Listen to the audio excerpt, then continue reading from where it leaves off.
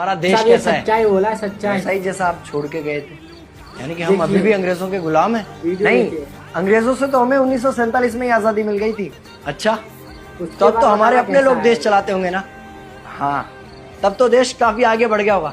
जब हमारे अपने लोग देश चला रहे हैं तो गरीबी और भ्रष्टाचार का तो नाम ही नहीं होगा।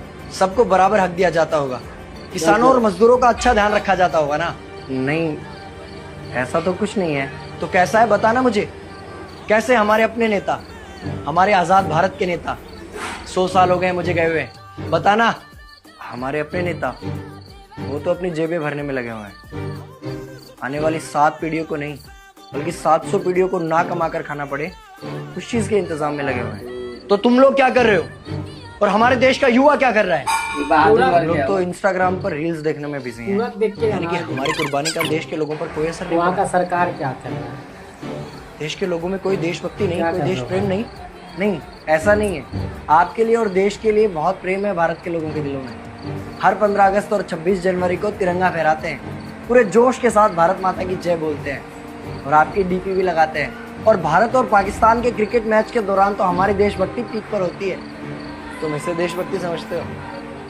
तो फिर क्या है देशभक्ति? अगर तुम्हारी देशभक्ति समाज को सुधारने में, गरीबों को अच्छी शिक्षा या बराबर का हक नहीं दिलाती तो कोई काम की नहीं है तुम्हारी देशभक्ति।